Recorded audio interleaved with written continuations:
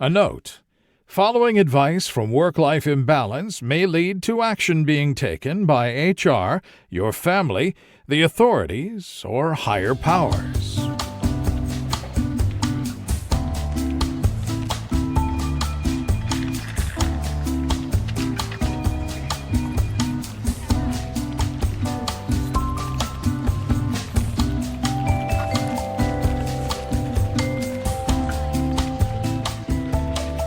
Welcome to Work-Life Imbalance, an advice show focusing on workplace and lifestyle issues.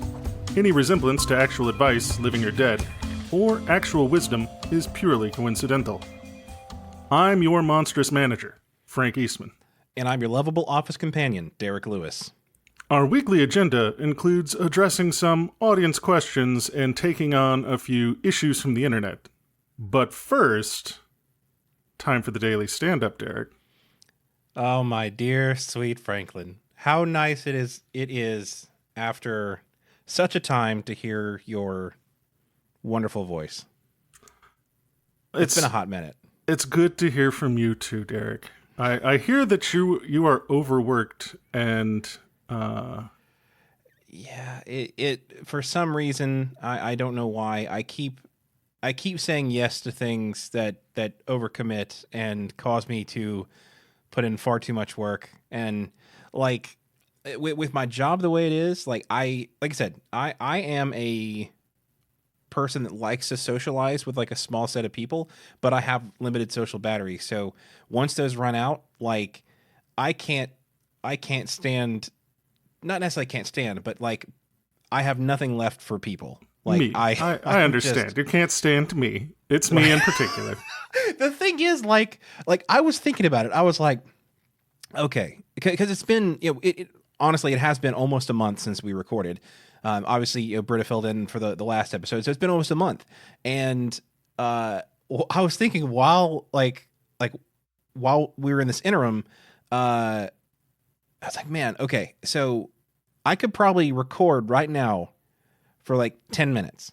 Like, I think I can be funny for 10 uninterrupted minutes, but then that's it. So what's the difference, Derek? Oh, fuck off. Oh, fuck right off, Frank. You know what? In that vein, I actually took up, during the interim, I used my time wisely to come up with the world's most perfect joke. Okay? Do you want to hear it? All right. Hit me with it. Where did the Roman soldiers get their weaponry? I don't know. Spear One imports. See? That's a good joke, Derek. That is what 1 month of uninterrupted thought and effort results in. So I appreciate your commitment to working on your tight 5, but it's supposed to be a tight 5 minutes, not 5 seconds, man. That's what I was going to say, all my previous sexual partners have said too. That seems a bit telling. Oh. Anyway, I believe you had a daily stand-up for us. Oh, no. Actually, today the daily stand-up was talking about you. I wanted to check in, Derek. I wanted to see if you were okay. It depends on the definition of okay. Like right now, it's like 99 degrees outside, so like I'm a bit moist. But honestly, this is not the first time on this podcast that I have admitted and actually been moist. Like it's a common occurrence. So I guess I'm no worse than you normal. live in Alabama. Yeah. So living in Alabama, it's like it's to be expected, and it's like there you have AC. So like right now, I imagine the AC is cranking real hard and keeping your apartment pretty cool. The AC is set to 67, and I have a slowly rotating fan above me. That's the power meter, and you're not supposed to use it to create a breeze, Derek. Well, they didn't put that in the brochure, so sue me.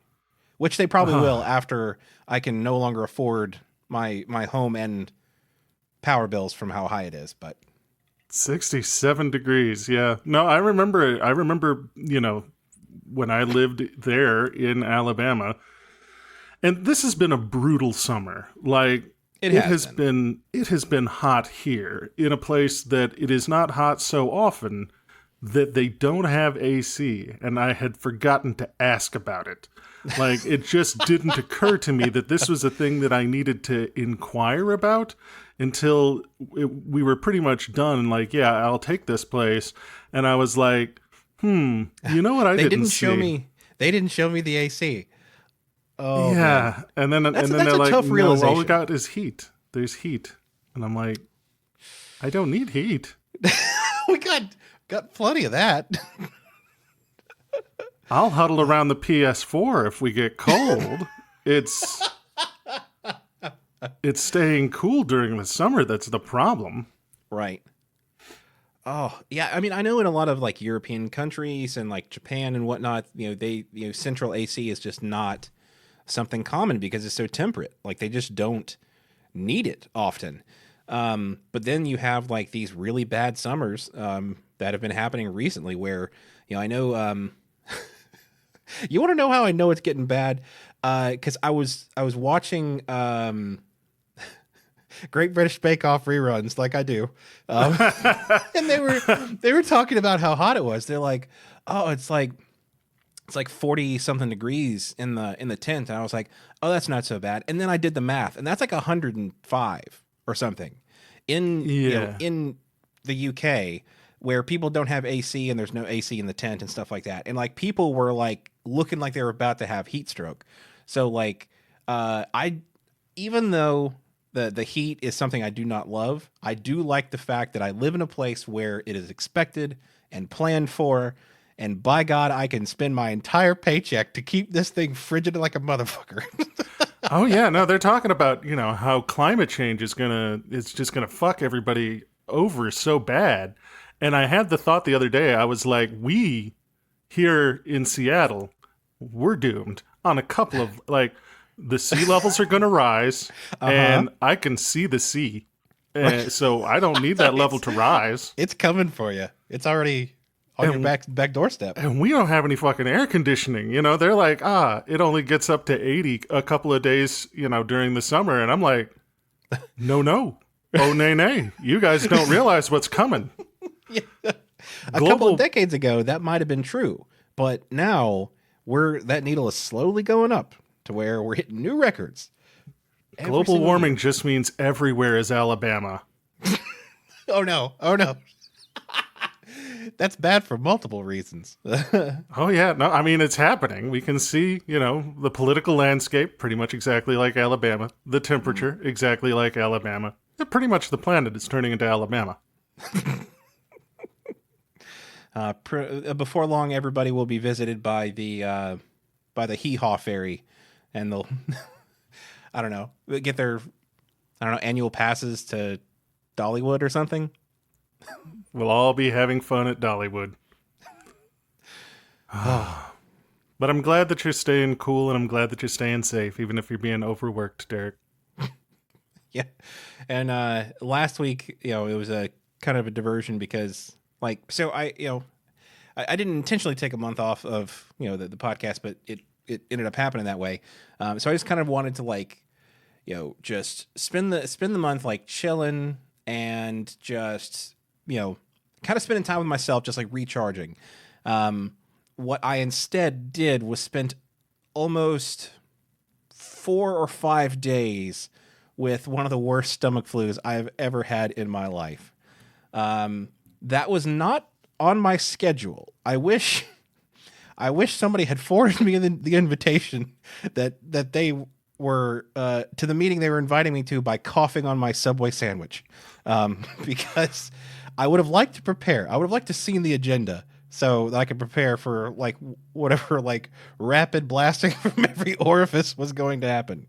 Well, when you said you weren't going to be able to make recording, I was like, I'll show you. You can't make recording. And I sent you a care package in the mail. Did you? No.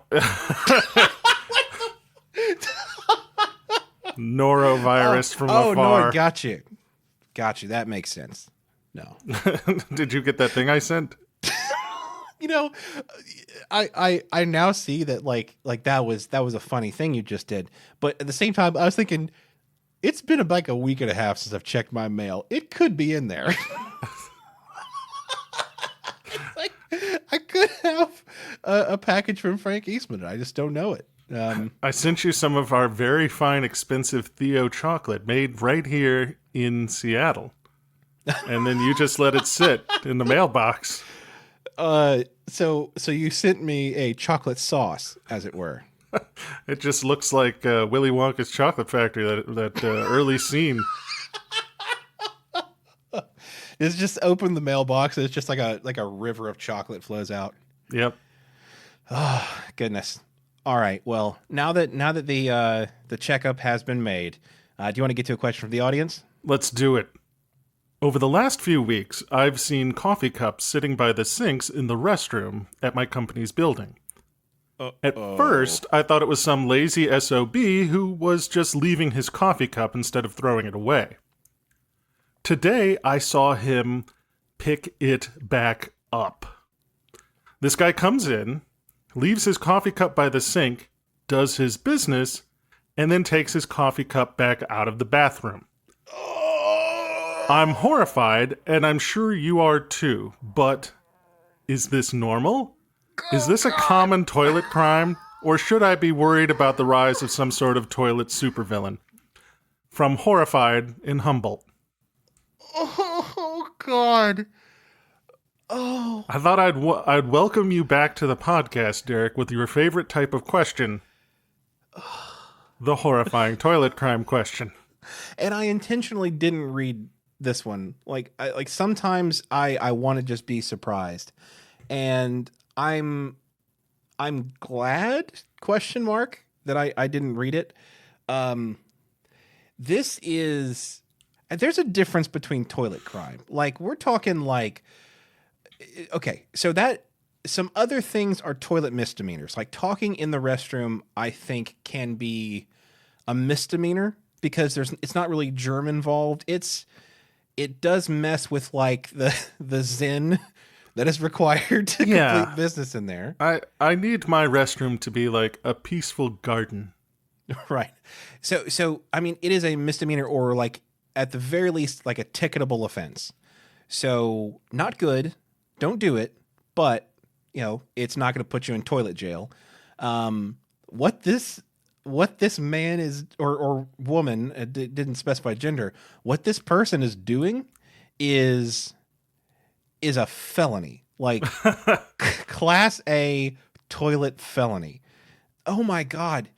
So, okay. This could be either bad or like way bad, because is this the type of company where everybody keeps their own mug and like, they keep just reusing it? Or is this like where it's a communal collection of mugs that then get like used and put in the sink? And so both of them are bad. Both of them are terrible, but one of them is, see, I was going to say, like, we were talking about it being a toilet crime, and it made me think of like drugs to some extent. Hear me out. Wait a moment. Not just I need drugs to escape this question. Right. That was my first inclination. But like, if you get caught with drugs, you go to jail because that is a crime. But at the same time, you're not necessarily hurting anyone but yourself by taking the drugs. Right. I know everything about drugs from like 6th grade when we had the Just Say No to Drugs thing. So when the DARE guy came by. Yeah, so this is my sum total knowledge, but it's what I've heard the term victimless crime, and so I was thinking like, okay, so this dude is being super gross, but he's only hurting himself by taking his coffee cup and putting it into the bathroom, and then taking his coffee cup back out, and I assume drinking the contents, drinking. The contents. Right. But so I will push back and say that even this is not. So, okay, there's like I said, we have two categories. Either it's his own mug that, whatever awful things are on it are his to deal with, or it's a communal mug. So let's talk about the first one. If it's his mug, like, yes, he's probably not washing it properly, and it's getting worse and worse. Now, here is why it is not a victimless crime. Because I have never, in the history of any company, known somebody that, carried a mug around and, drank from it, every morning. I've never known them to stand up with it in their hands for more than 2 or 3 minutes at a time. They sit it down somewhere. Oh. So this person has taken their highly infected mug. Like we've got liquid transference, we've got like surface to surface contact, we have aerosolized infection. Like this thing is a cesspool of poo germs, and he is going from place to place and setting it down on your desk, on Carolyn's desk, on the drink fountain. Everywhere that can be set down, he is spreading these germs. I see what you're saying, Derek, and I agree.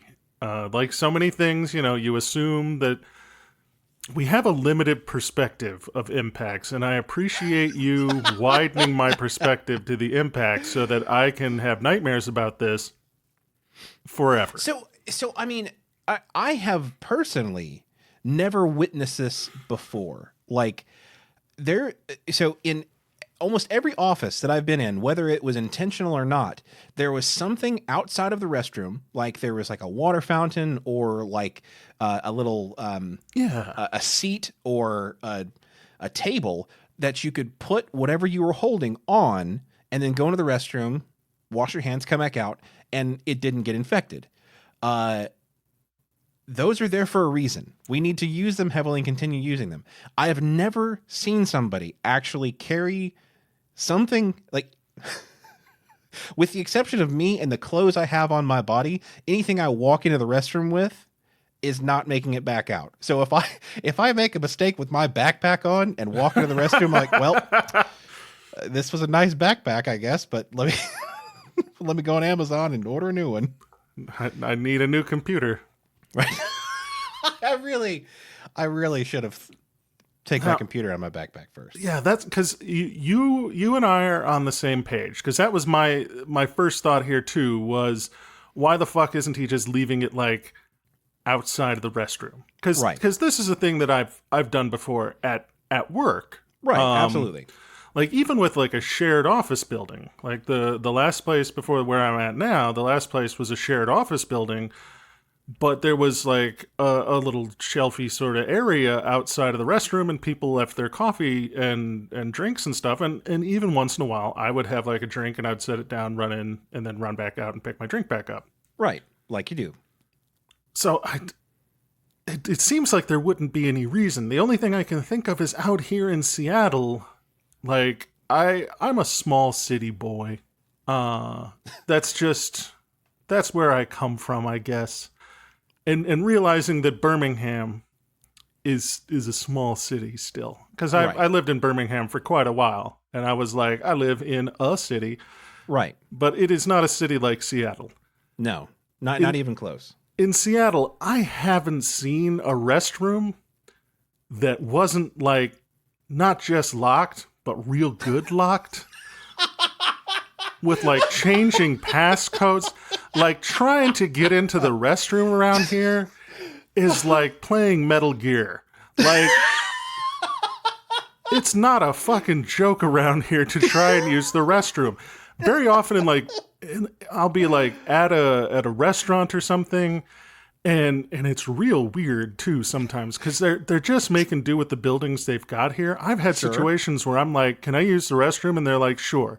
The code is 97364281776C. You're going to have to go out. There's an elevator. You'll take the elevator down 2 floors into the basement. Exit in the basement and take a left. Don't take a right. You'll get lost. And it's like, the hell? Why do I have to run a fucking gauntlet before I can get to the restroom? But, I guess that's how it is out here. So let's discuss that for a second. Is that not the most awkward exchange on the planet?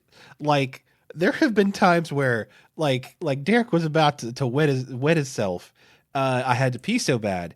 So I would go to the restroom and see that it says ask associate. I'm like, well, I'm feeling pretty lucky today, so I'll hold. We had a problem. Because like if you walked up to the associate and you were like doing a little dance because you really had to go, like that is what supervillains do. Like they hold the one thing that you need, and it is at their whims whether or not you get your relief. Speaking of supervillainy, and I realize this is a non sequitur, which is pretty much what I do. Right. There's a place in town that we wanted to go. We were like, we should go here, and we wanted to go, and we were in the neighborhood that this establishment was at, and we were doing other things. We'd been out for most of the day, walking around, experiencing stuff, and we were like, oh yeah, there's that place. I forgot. It's in this neighborhood. Hey, let's all go over there and do that. And so we go over, and it's crowded. It's, kind of busy in that there's no tables. Okay. But at the bar, there, it's not like there's a line or anything. There's just no tables. And so we were kind of waiting for a table to open up so that we could, sit down and do our stuff and hang out. And one of us had to use the restroom, and we were like, oh, okay. Well, shit, looks like, yeah, of course, as is always here, we need a golden key, right, and, the power sword before we can get into this restroom. So we go over to the guy who's, behind the bar, and we're like, hey, can we get the code for the restroom? And he was like super rude, and he's like, the restroom is for customers only. It's like, motherfucker, and I'm like, we are in line. We can't be customers because you're full. We were waiting, and now we can't be customers because we have to leave because we can't use your restroom. Like, you literally just drove us out of your establishment because you were being, a fucking dickhead about the restroom thing. You can see we're hanging out here in the building waiting to be served, and you're going to be a douche about we haven't bought anything yet. And it's like, cool. And so we haven't been back. Like, every once in a while we're like, wait, we should go there. And we're like, no, actually, fuck them. I would never go back until that one associate was gone. Like, now, if they were the owner, fuck them in perpetuity. But if, like, it was just that one guy who, I mean, I'm not trying to down, like, baristas or anybody who is in, like, the retail space or the service space. We need, every job of those that we can. Like, putting up with the shit that y'all put up with, like, I'm here for it. Like, I see you. I appreciate you. That's cool. If you get a fucking power trip by telling people they can't pee-pee, like that. Yes, that is, oh, man. That's a real problem. And we need to talk about it. And I will never be back to your, I have burned restaurants, not literally burned, but like metaphorically burned. Derek just flames in his eyes, watching it burn, laughing. Who's peeing now? You know that term, like, I wouldn't piss on you to put the fire out? Like, there we are. There we are. No, okay. So we digress. So this person is a high. This person is a terrible toilet criminal. Now let's discuss really quickly the second option of why this would be the worst. So, I was hoping we could avoid this particular discussion, Derek, because I don't want to think about it. If this is a communal coffee cup, does the office have a dishwasher? Not like a person, like a physical dishwasher. If they have a physical dishwasher, then you're probably okay, because the water inside the dishwasher gets so hot it'll kill all the doo-doo germs. Like, so you're probably fine. But now it is your responsibility to make sure that it gets run every single time before you get a mug. Like, you have to be sure. I'm only taking the mugs out of the fresh, clean area when they're piping hot. I was about to say, if I can touch it, it's not safe enough. It has to be too hot to hold for me to feel comfortable. and getting that coffee cup. But if it's one of those offices where you kind of have like the drying rack and like that really gross sponge from a couple of years ago and like that bottle of diluted Dawn on the back of the sink, then there is no safety. Like, you just can't have coffee unless you just want to pour that shit directly from the pot into your mouth, or like sit under the K-cup faucet. It burns, but it burns like safety. Right? There will be no germs getting to me this day. I mean, those are the only options, and that's like worst case scenario, because you rely on so much social construct for people to not be dirty boys and girls, and this person is clearly not up with it. Now, okay. So we've been bashing this person for quite some time. Is there any chance that this person just doesn't understand the gravity of their crimes? Like, I know that ignorance is not an excuse for crimes. I don't see how they could. Like, you have to know. Like, otherwise, I mean, you assume so. Like, I'm trying to think if there is a situation in which one can hold down like a job at like a public building where there's offices and stuff, and yet also know that, or not know that you need to like wash your hands because of germs and transmission of disease and things like that. Like, I don't know if you can avoid having learned that and have like a public sector job. I agree.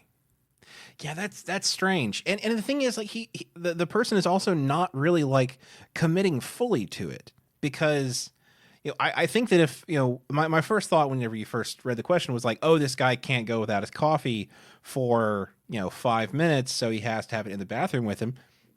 Well, if that was the case, I mean, he'd have it with him the whole time, if you know what I mean. Yeah, like he wouldn't set it off to the side or whatever. No, he'd have it at his disposal the whole time. And to some extent, I suppose I could respect that commitment to the thing that you love. To some extent, I'm like, you know what? I guess that's you. It's a quirk. It's a quirk that probably means we can't be friends. Sure, but it's absolutely. a quirk. But this suggests that there's an understanding. Right.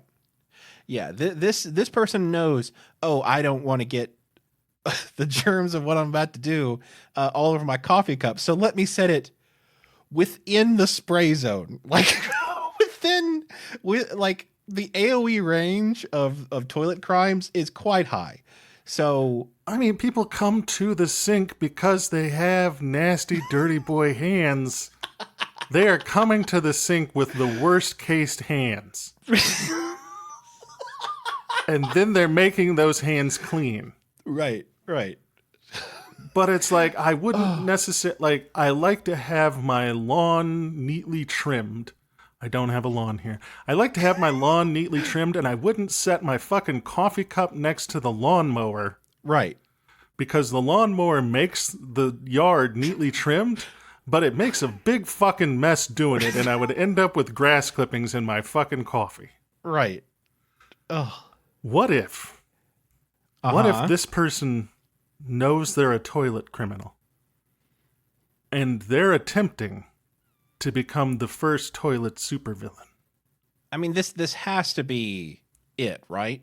Because, like, I assume the only way to actually truly become the toilet villain is to absorb so many of the toilet germs that it, like, mutates you.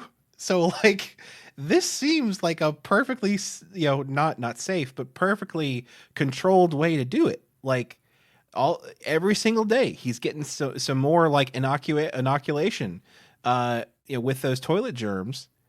So, like One Punch Man. He's doing 100 push-ups. He's running like 5 miles.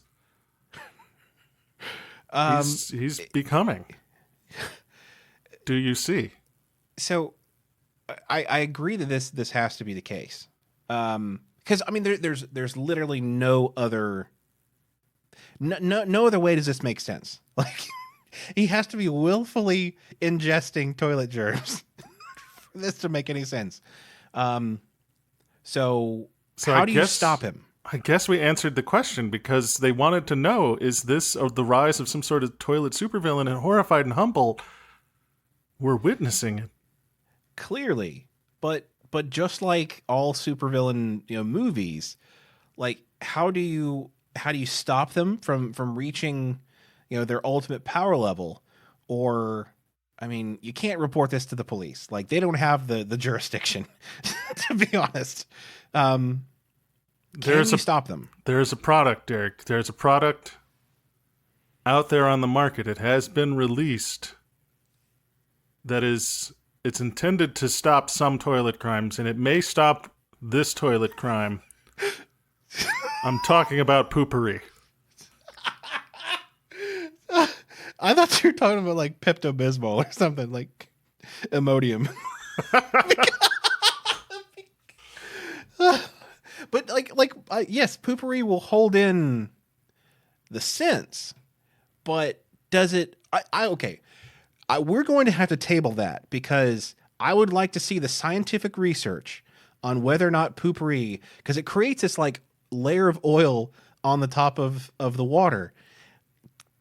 Does that prevent the germs from escaping?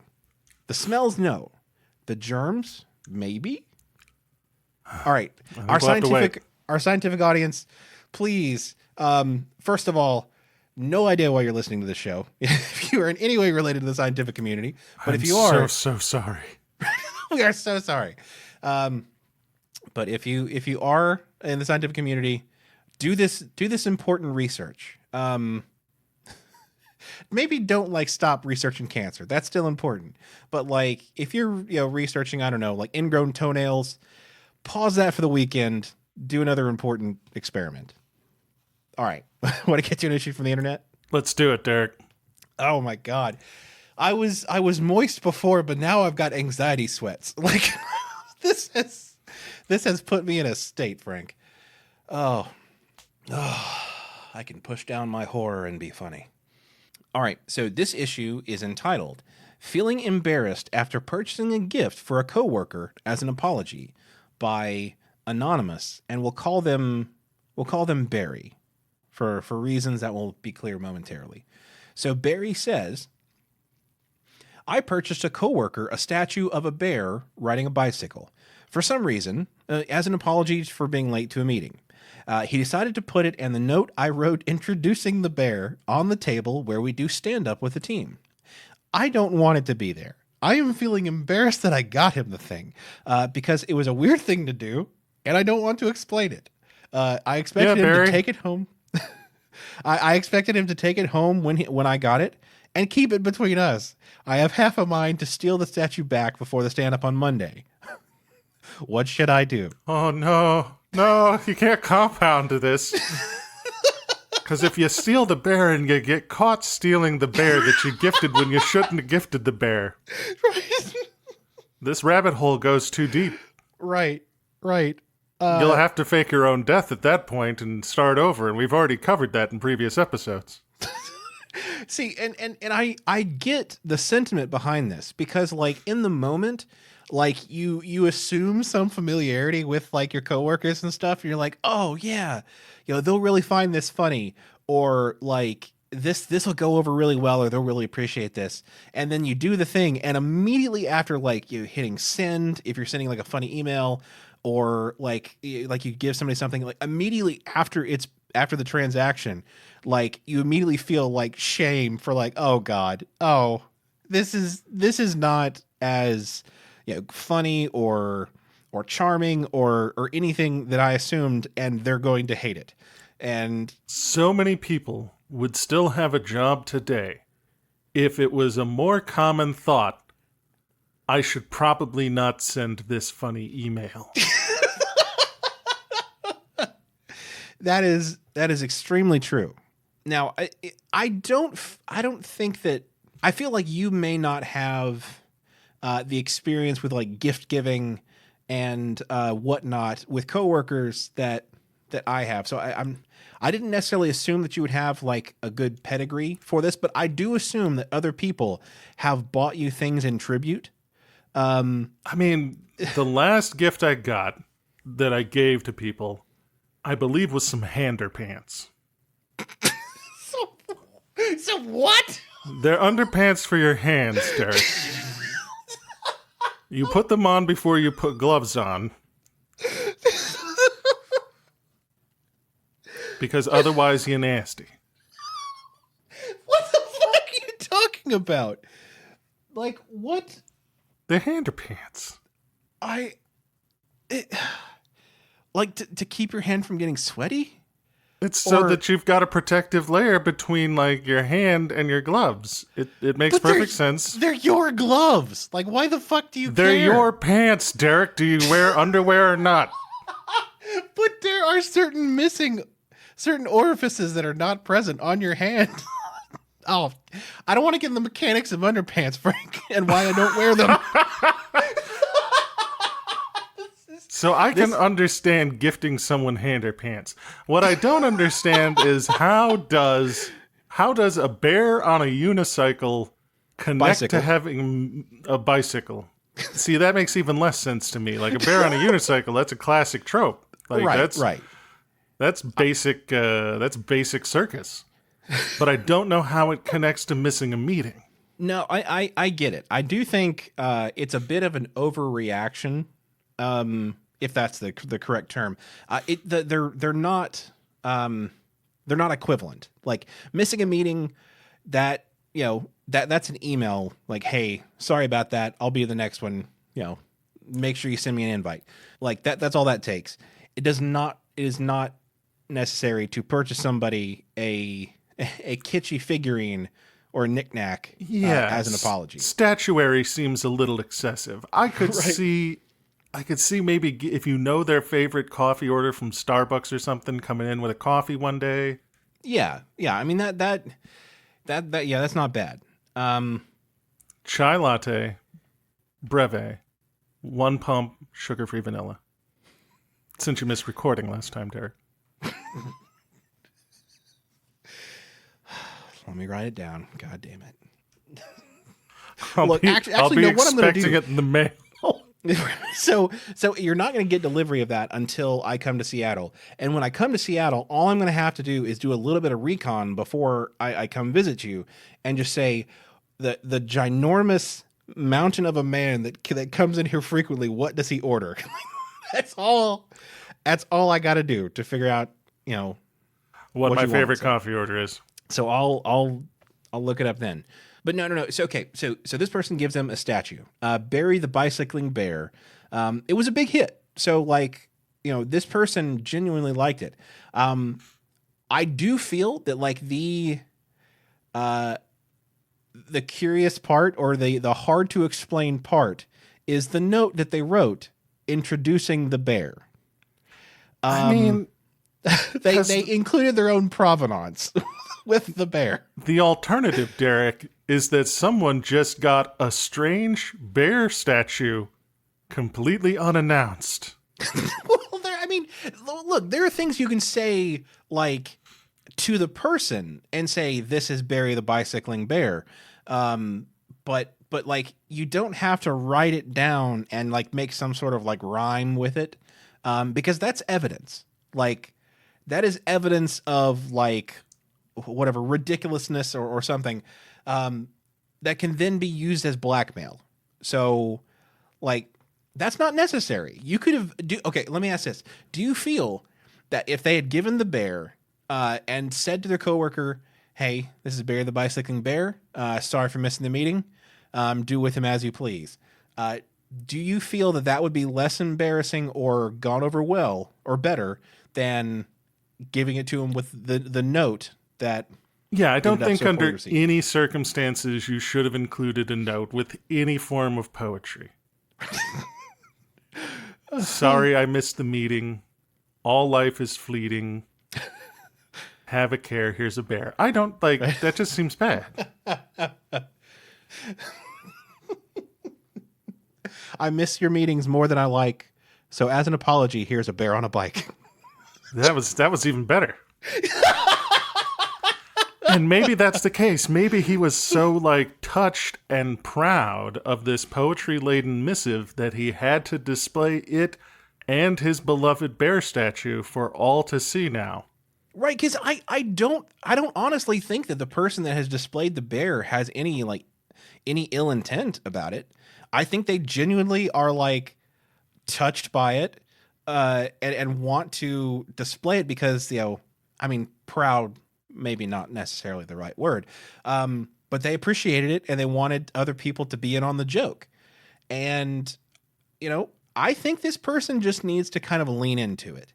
That can be your shtick. Like, now you are the person that, whenever you like miss a meeting or like commit some sort of faux pas, you come back with some sort of weird kitschy knickknack. And they don't have to be expensive. They don't have to be like porcelain or something. I mean, you can go down to like the Dollar Tree and find like some busted ass bear riding on, in a boat or something, for example. And mission accomplished. This is my go-to, Derek. Like, this is what I'm going to do from now on out. I want to be known as this person. I've been trying so long to find a way to connect with human beings, and I understand now that I just didn't have the tool set. The tool set being shitty figurines from the Dollar Tree. You can be the bear that comes bearing bears. Okay. Anyway. All right. So, question from the audience time? Let's do it. Business boys. My office building has a gym. This should make working out very easy. It's touted as a perk of the office. I've set foot in the gym exactly once. It's fine. I've just never used any gym before. What are the do's and don'ts of the office building gym? From no. Dowie in Dartmouth. Oh, no. Oh. Okay, so first off, I'm convinced that the gym at work is literally just an expensive, just a place to put expensive equipment that never gets used. Like, in general. Some sort of tax write-off scheme. Exactly. They had some budget and they needed to blow it on something, and and they couldn't have it be something fun. Like, it had to be something that was, not fun or, wasteful, something like that. And they put it in, $100,000 worth of gym equipment. I know that some people use the gym at work. I don't understand that. I have to like take a shower there, and my shower rituals are just not something I want to share with other people, just in general. I mean, mine are complex. They involve chanting. There's some ritual sacrifice. Which really is not very well done in public. Like, unless they are there specifically to help you with the chanting and sacrifice, that's fine. But yeah, like the gyms at work are not, they're not for me. But I have been to gyms before. Like, I frequent the gym. I go quite often. So you're up on me now, Derek. We've moved past my realm of familiarity, which not trying to brag. I'm like, I too have not used the office gym, so I don't know that I'm the person to help answer this question because I'm I don't know. But no, I think this is a great opportunity because I can present to you some scenarios that arise, and you can tell me what your natural instinct would be on how to solve them, and hopefully we can expose some of the uncertainty that might come with it. Does that sound? That sounds good. Idea? I think this is good. This is going to help me, and it's going to help them because maybe I'll be able to use an office gym. Okay. All right. It'll be kind of like a Sierra Games list of options, and you choose the best one. You walk into the gym, and your expectation is to use the treadmill. You see that there are 3, but all 3 of them are occupied. You look to the left, and you see a stationary bicycle that is not being used. What do you do? What is your next leave action? and never return. That is the correct answer. Yes. Okay, see, I'm good at this. I know how to use the office gym. Because some people, their inclination will be, I can use the stationary bike. That will be a good thing to do. But no, literally nobody uses the stationary bike. It's either treadmill, elliptical, or you take the stairs back up to your office and you say that's about the same. I did my workout. I went to the gym and then I went back to my office. Right. So 1 for 1, you're good. Okay. So scenario 2, you walk into the gym and you would like to lift some weights. But you're in the beginning stages, so you're going to go a little bit light, maybe just pressing the bar.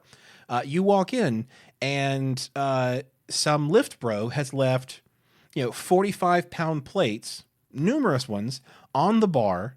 What do you do? I leave and never return? Yes! 2 for 2. Oh, man, I'm good at this. That is the only solution, because your body is frail. You can lift the 45-pound plates, but it's straining parts of your body that aren't ready for it yet. You at least need to do some light wind sprints before de-racking the weights.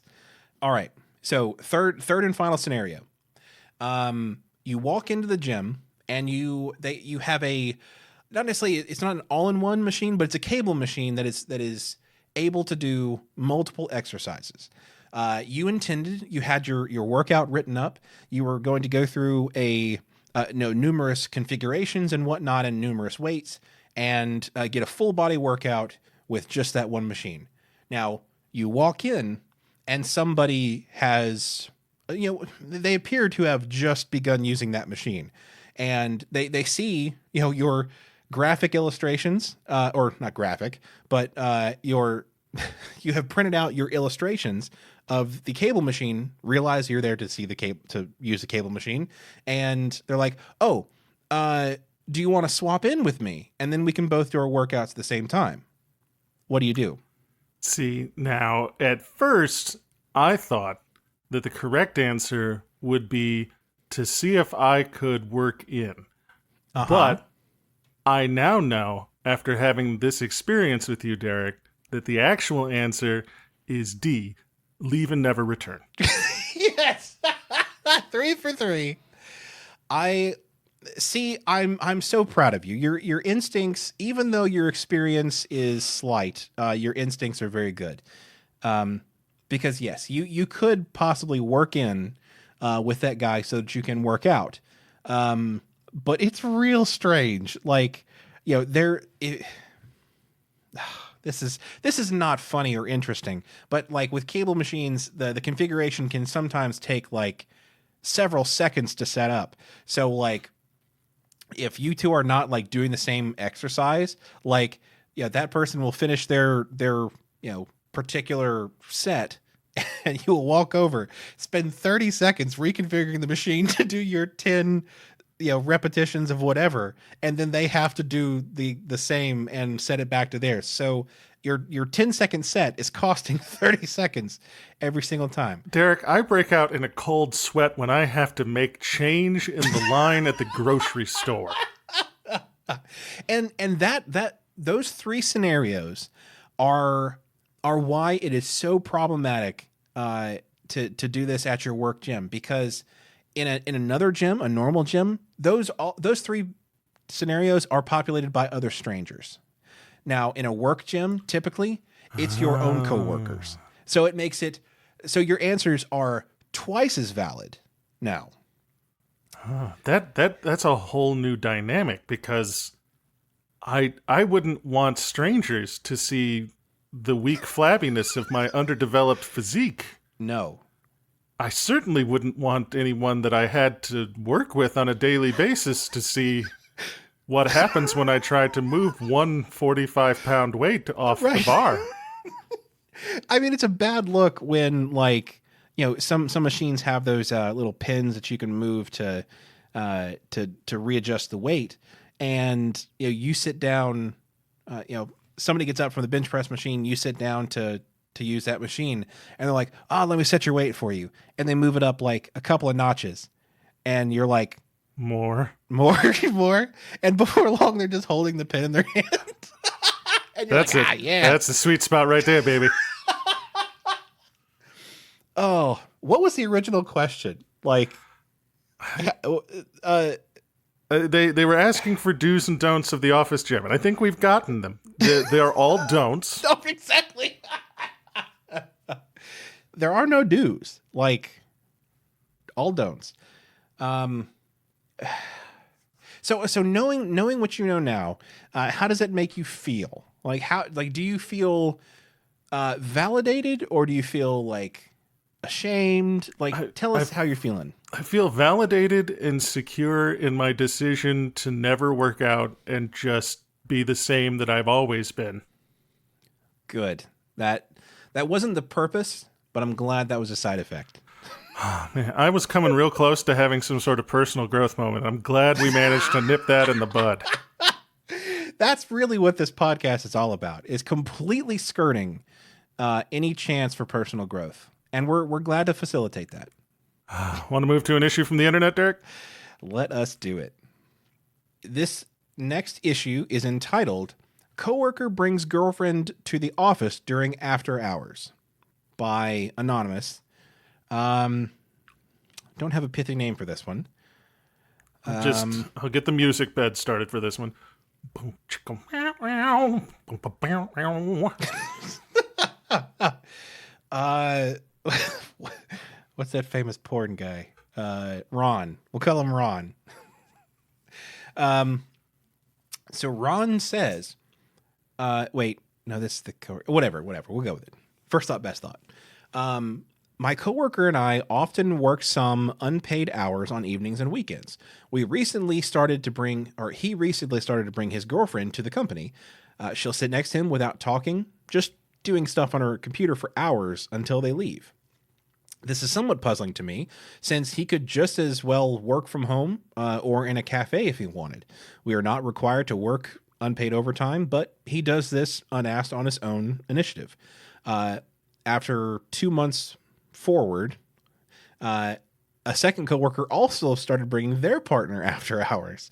The company has official rules for being in the office during after hours, requiring any employees to report their presence for insurance and security reasons. These rules are not enforced, however, but bringing in non-employees for extended time on a regular basis is really stretching it. We are a government research facility with biohazards in the lab space. While they are just in the office space, they are still in a restricted access area and could potentially access confidential information on various research projects. How should I react to the situation? Am I wrong to find this unprofessional? And Frank, I want to know right now what your first thought, what is going on here? My first thought is this is another supervillain origin story. Yes! Yes! Or at least the beginning to a very thrilling spy story. Either one. I like the thrilling spy story better. Now, But- is it the same girlfriend? I could see, because this is a really good spy story if it's like, if it's two different coworkers and it's the same woman just wearing different outfits.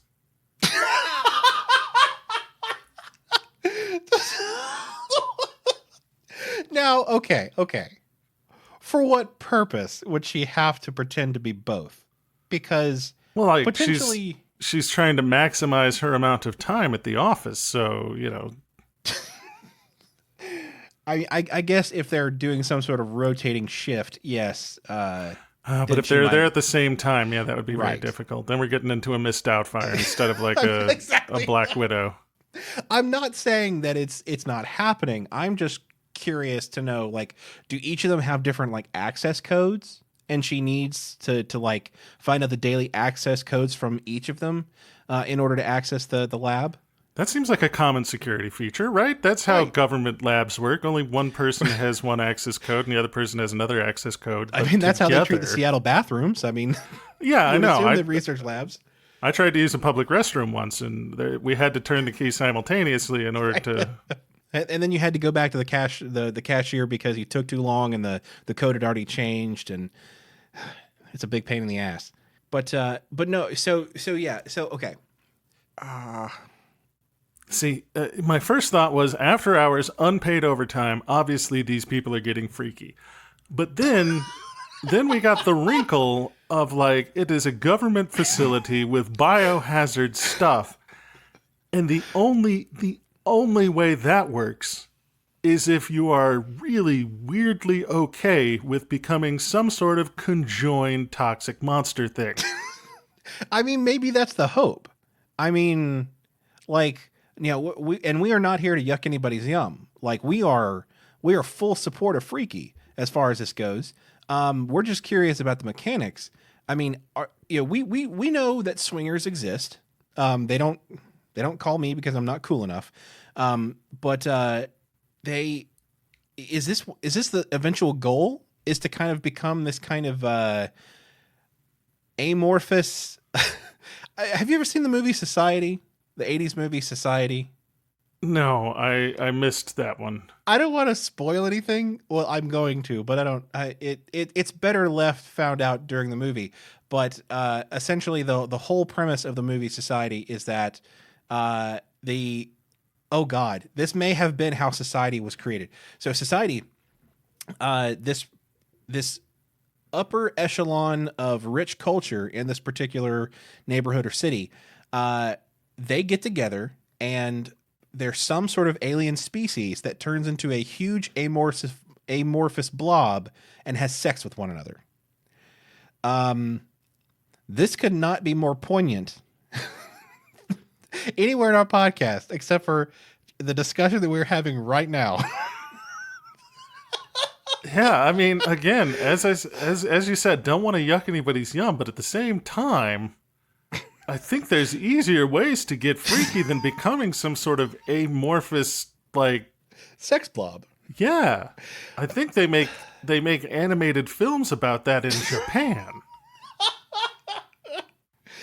I mean, it does seem like a high commitment thing, right? Like, unless there's an antidote, which it kind of seems like a one-way deal, to be honest. I mean, getting married is a pretty big deal. I don't think we want to jump straight from dating to being a single, constantly hungering blob creature hell-bent on the destruction and the consumption of all living matter on the planet.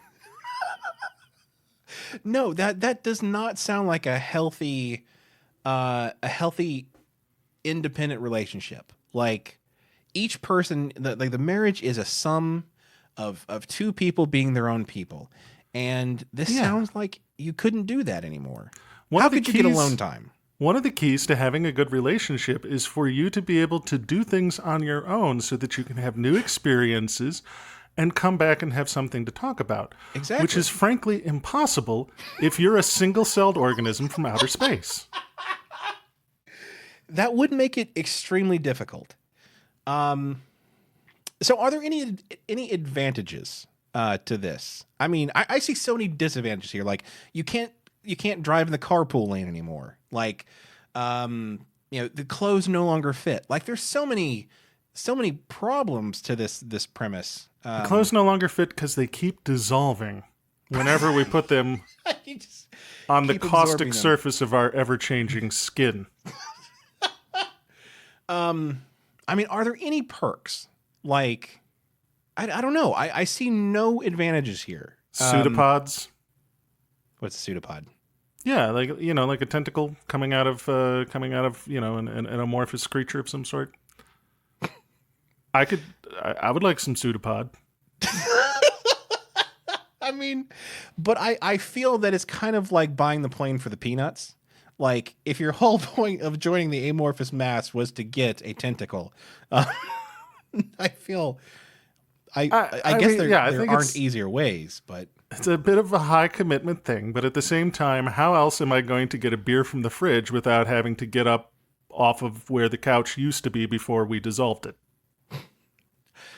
I mean, that's true. So what I really think that it should do is that, like, instead of using this, this bioengineering lab to you turn yourself to an amorphous blob, submit a proposal, write a proposal for a grant or something, to help people grow, tentacles, so that then they could have, you could still do some freaky stuff with that. Like you said, Japan, they have some movies, some documentaries or tutorials about that. I mean, I think we're still in the same spot, Derek. I can almost guarantee you that every single movie that starts with, I submitted a proposal to the government so that I could help us grow tentacles, ends with, I had to experiment on myself, and now I and my loved ones are all part of the same amorphous tentacle monster.